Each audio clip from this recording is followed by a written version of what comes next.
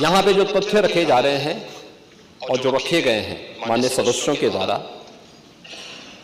वे वास्तव में जो आंकड़े हैं वे तथ्यपरक नहीं है।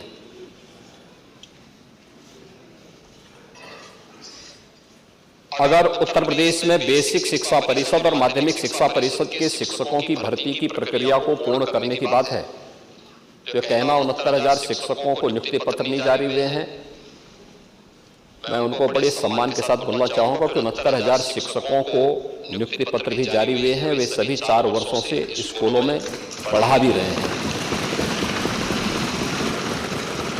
उससे भी पहले 68,500 शिक्षकों की भर्ती की प्रक्रिया को संपन्न किया गया, क्योंकि उस समय बीएड को एनसीटीई ने उस परीक्षा के योग्य नहीं माना था। तो उस समय बीटीसी के इतने अभ्यर्थी हमारे पास नहीं थे और जिसमें केवल 42,000 शिक्षकों की भर्ती हो पाई थी। 42,000 शिक्षकों की भर्ती वे भी आज स्कूलों में पढ़ा रहे हैं। उन सबको भी नियुक्ति पत्र जारी हुआ और सभी बेसिक शिक्षा परिषद के स्कूलों में पढ़ा रहे हैं। 69,000 शिक्षकों की भी भर्ती की प्रक्रिया पूरी करने के बाद माननीय उच्चतम न्यायालय ने पिछली सरकारों ने शिक्षा की गुणवत्ता के साथ जो खिलवाड़ करने का काम किया था और शिक्षा मित्रों को सहायक शिक्षक के रूप में भर्ती किया था, उस माननीय उच्चतम न्यायालय ने उन्हें खारिज करके उनकी सेवाओं को समाप्त करने का आदेश किया था। लेकिन राज्य सरकार ने उन्हें एक निश्चित मानदेय पर प्रदेश के अंदर रखा है। वे सभी शिक्षा मित्र भी यथावत कार्य कर रहे हैं और उन्हें वेटेज देकर के इस भर्ती की प्रक्रिया के साथ जोड़ा गया था। जो माननीय उच्चतम न्यायालय की मंशा थी उसके अनुरूप उस पर कदम भी उठाए गए।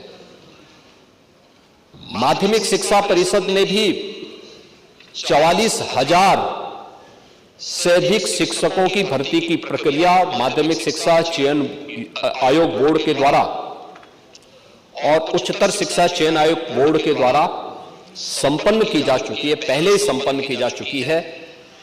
अब शिक्षा के सभी बेसिक, माध्यमिक, उच्च, तकनीकी, व्यावसायिक या चिकित्सा शिक्षा, इन सब से जुड़ी भी समग्र शिक्षा को लेकर के अब एक नया चयन बोर्ड, शिक्षा चयन बोर्ड बनाने की बन करके तैयार है और वह आगे की अधियाचन विभिन्न विभागों से मांग करके नियुक्ति की प्रक्रिया को आगे बढ़ा रहा है।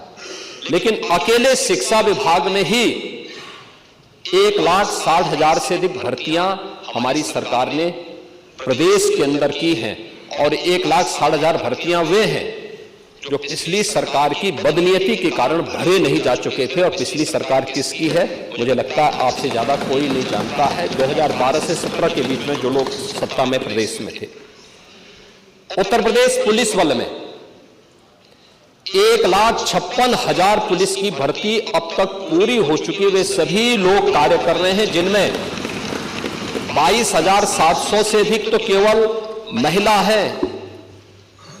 बालिकाओं को भी पुलिस भर्ती में मौका दिया गया और उनके लिए 20% पद आरक्षित करते हुए उनकी भर्ती की प्रक्रिया की है। और अभी हाल ही में हमारी सरकार ने 60,200 से अधिक पुलिस की भर्ती की प्रक्रिया को बहुत शांतिपूर्ण तरीके से संपन्न किया है और प्रदेश के अंदर हर जनपद के युवा उस भर्ती में आए हैं। अगर इन सबको आप देखेंगे अलग अलग विभागों में, सिंचाई विभाग में, वन विभाग में या फिर पीडब्ल्यूडी में या फिर अन्य जितने भी विभाग हैं, स्वास्थ्य विभाग में, सभी विभागों की भर्ती की इस पूरी प्रक्रिया में अब तक 7 लाख से अधिक भर्ती की प्रक्रिया को ऐसे प्रदेश के नौजवानों को सरकारी नौकरी अकेले हमारी सरकार ने पिछले 7-7.5 वर्ष के अंदर प्रदेश के अंदर दिया है।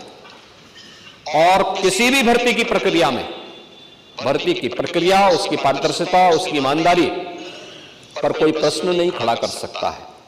69,000 शिक्षकों की भर्ती के बारे में एक बात बार बार आती है, जिसकी चर्चा यहां पे कल श्री संग्राम सिंह यादव जी भी कर रहे थे और अभी श्री पूजा जी भी कर रही थी। मैं बड़ी विनम्रता के साथ कहूंगा, 69,000 शिक्षकों की भर्ती में पिछड़ी जाति के 27% आरक्षण के आधार पर 18,000 पद आरक्षित होते हैं और पिछड़ी जाति के उसमें 32,200 से अधिक नौजवान भर्ती हुए हैं। 69,000 शिक्षकों की भर्ती है। अनुसूचित जाति 21% आरक्षित, उनके लिए जो आरक्षण की सीमा 21% है और 21% में 12,000 पद उनके लिए आरक्षित होते हैं, लेकिन भर्ती हुई है 14,000 से अधिक। ये चीजें क्या दिखाती है कि अपनी योग्यता और मेरिट से जो लोग आगे बढ़े हैं उन्हें जनरल कैटेगरी में लेकर के वहां का लाभ दिया गया है। जनरल के लिए जो पद आरक्षित थे, जनरल के लिए जो पद थे 34,500, जनरल की भर्ती हुई है मात्र 20,000। ये उन सब की आंखों को खोलने वाला होना चाहिए जो इनके नाम पे राजनीति करके अपनी रोटी सेकने का कार्य करके समाज में बंटवारे की खाई को चौड़ा करना चाहते हैं। और इसीलिए भर्ती की प्रक्रिया प्रदेश के किसी भी नौजवान के साथ कोई अन्याय न हो। एक तरफ सरकारी पद ईमानदारी के साथ भरे जाएं। उत्तर प्रदेश लोक सेवा आयोग 2017 के पहले क्या स्थितियां थी कौन नहीं जानता है, क्या नहीं होता था। आप लोग भूल गए जब 86 एसडीएम के पद में से 56 एक जाति विशेष के लोग भर दिए गए, और ये कौन नहीं जानता इस बात को। पांडे जी इसका ये भी हम बताएंगे। दूसरा वही प्रयागराज है, वही प्रयागराज है जिस प्रयागराज में पब्लिक सर्विस कमीशन के कार्यालय में महीनों तक यूपी के नौजवान धरना दिए थे और एक अयोग्य व्यक्ति को जो उसके लिए डिजर्व नहीं करता था, एलिजिबल नहीं था, जिसकी डिग्री फर्जी थी, उसे आयोग का अध्यक्ष बना करके पूरे कमीशन और युवाओं के भरोसे के साथ खिलवाड़ करने का काम हुआ था। यह भी इलाहाबाद में हुआ था। तो यहाँ माननीय अखिलेश जी ने कहा था, आंकड़ा भी दिया था कि वो 3 लोग भर्ती हुए थे ऐसे, और आपके सामने बात स्पष्ट। पांडे जी मैं उसी पे आ रहा हूं। दूसरा उस समय कैसे कैसे लोग अध्यक्ष बनाए गए थे जिसकी डिग्री फर्जी, जो स्वयं एक लेक्चरर होने के लिए एलिजिबल नहीं था। High school 3rd division, intermediate 3rd division, graduation 3rd division, फर्जी पीएचडी की डिग्री, और वह Uttar Pradesh public service commission का अध्यक्ष बन गया था। और ये लोग उसको लेके ढूंढते थे, घूमते थे, और उसको जब मौका मिला उसने मारी तबाही, पूरे युवाओं के साथ खिलवाड़ किया था। ये कौन नहीं जानता है। और यही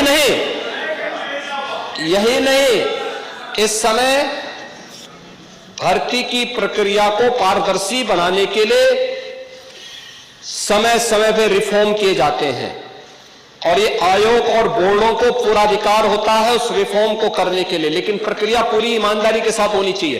और वही प्रक्रिया पब्लिक सर्विस कमीशन भी, अधीनस्थ सेवा चयन आयोग भी, शिक्षा आयोग भी उसके लिए अधिकृत होते हैं। वे लोग इस प्रक्रिया को पूरी कर सकते हैं। और जब भी उत्तर प्रदेश के युवाओं के हित में इस प्रकार के कदम उठाने की आवश्यकता पड़ती है, तीनों आयोग, बोर्ड या कोई भी अन्य ऐसे बोर्ड या आयोग हैं, वे इसके लिए अधिकृत होते हैं। वे क्योंकि वो एक ऑटोनॉमी बॉडी है, वे अपने कदम को उठाने के स्वतंत्र है, वे कर रहे हैं। लेकिन प्रक्रिया में कोई खामी नहीं, उनकी ईमानदारी, उनकी नियत में कोई, उनकी पारदर्शिता में कोई उंगली नहीं उठा सकता। पूरी शुचिता और पारदर्शिता के साथ सारे कार्य संपन्न हो रहे हैं। और इसीलिए इन युवाओं को नियुक्ति पत्र देने के लिए मैं और मेरे मंत्रिमंडल के मेरे सदस्यगण सभी लोग जाते हैं। माननीय जनप्रतिनिधियों से हम कहते हैं कि वे लोग भी जिले जिले में जाकर के नियुक्ति पत्र वितरण में अपना योगदान दें। और हर नौजवान इसके लिए खुश होता है कि साहब सिफारिश किए बगैर न केवल हमारी नियुक्ति हुई है, बल्कि हमें नियुक्ति पत्र भी प्राप्त हो रहा है। ये हमारे लिए हमारे जीवन का सबसे अद्भुत क्षण है। और मैं इस एक तो नियुक्ति की प्रक्रिया सरकारी क्षेत्र में, दूसरा प्रदेश सरकार की जो जीरो टॉलरेंस की नीति है अपराध और अपराधियों के प्रति, इसीलिए है जिससे अधिक से अधिक निवेश यहां यूपी के अंदर आए, अधिक से अधिक निवेश आए। ये 40 लाख करोड़ रुपए का जो निवेश है यह उत्तर प्रदेश में 1,25 लाख से अधिक नौजवानों को सीधे सीधे नौकरी की गारंटी दे रहा है। 1,25 लाख नौजवानों को नौकरी की गारंटी दे रहा है। और इसमें से 15 लाख करोड़ का अब तक हम जमीनी धरातल पर उतार चुके हैं। 10 लाख करोड़ का पाइपलाइन में है, जिसको कभी भी हम ग्राउंड ब्रेकिंग करके इसको भी आगे बढ़ा देंगे। लेकिन प्रदेश के अंदर जो एक वातावरण बना है सुरक्षा का, बेहतर कानून व्यवस्था का, दंगा मुक्त प्रदेश का, आज उसके लिए देश और दुनिया का हर निवेशक प्रदेश में आना चाहता है, प्रदेश में निवेश करना चाहता है। और इसी का परिणाम है 12 से 17 के बीच में प्रदेश की जो बेरोजगारी दर थी, अनएम्प्लॉयमेंट रेट था, वह 19% से अधिक था। और आज ओझा जी ने स्वयं कहा है कि 2.4 है। ये चीजें दिखाती हैं सरकार के कदम अच्छी दिशा में आगे बढ़े हैं। तीसरा, सरकार ने रोजगार सृजन के लिए भी रोजगार मेले लगाए हैं, स्किल डेवलपमेंट के माध्यम से, पीएम विश्वकर्मा के माध्यम से, विश्वकर्मा श्रम सम्मान के माध्यम से जगह जगह रोजगार मेले लग रहे हैं, जगह जगह कार्यक्रम चल रहे हैं। आज के दिन पर जब रिजर्व बैंक अपनी रिपोर्ट प्रकाशित करता है तो रिजर्व बैंक की रिपोर्ट इस बात को कहती है कि दुनिया के, अब भारत के अंदर उत्तर प्रदेश ऐसा राज्य है बैंकों से लेन देन जिस राज्य का सर्वाधिक है वह उत्तर प्रदेश है।